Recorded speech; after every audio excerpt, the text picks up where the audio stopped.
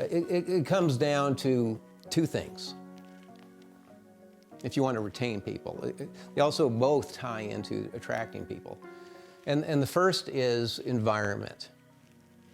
You know, the conditions for success that you provide people.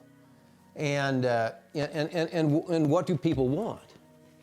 You know, I mean, you can almost look at it, it's like a garden. But most people that come to hospice, the central demographic, they are spiritually oriented people. They would prefer to work with an impressive organization, with impressive standards.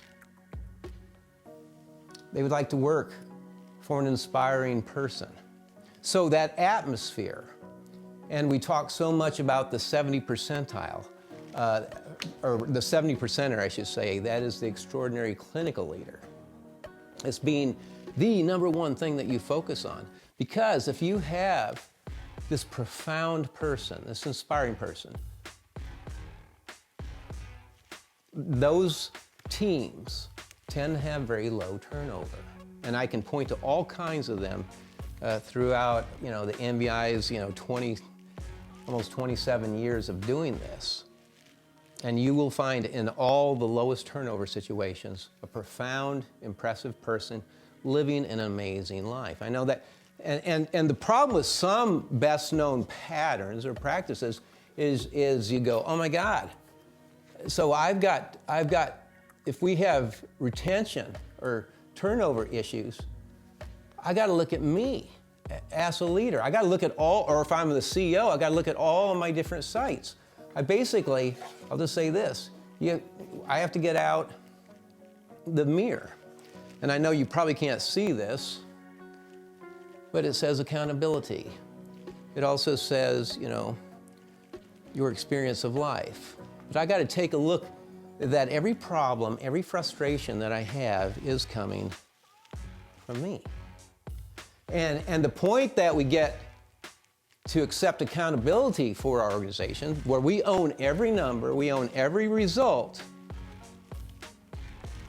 that is where the great transformations happen. What do we need to do? So it's almost like an AA meeting, right? One of the most transforming organizations ever. What's it start out with?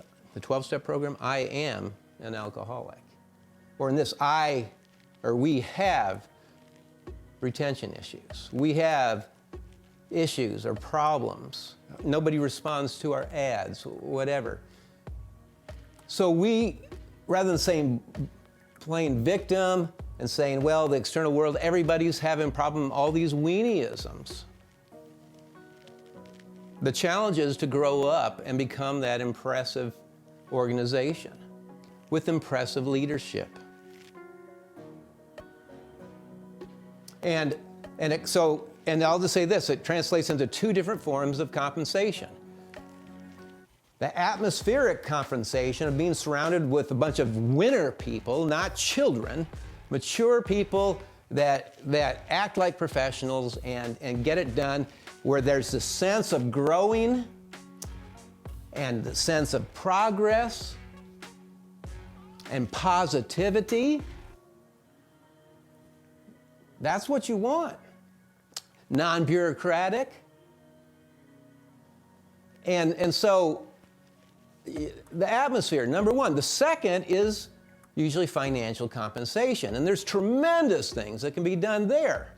And a lot of times you have to have the shiny coin in order to get somebody into the organization. But once they're in, the shiny coin will not hold people. They will leave if they feel the organization is unimpressive, uninspiring, not fueling their personal development as a human being.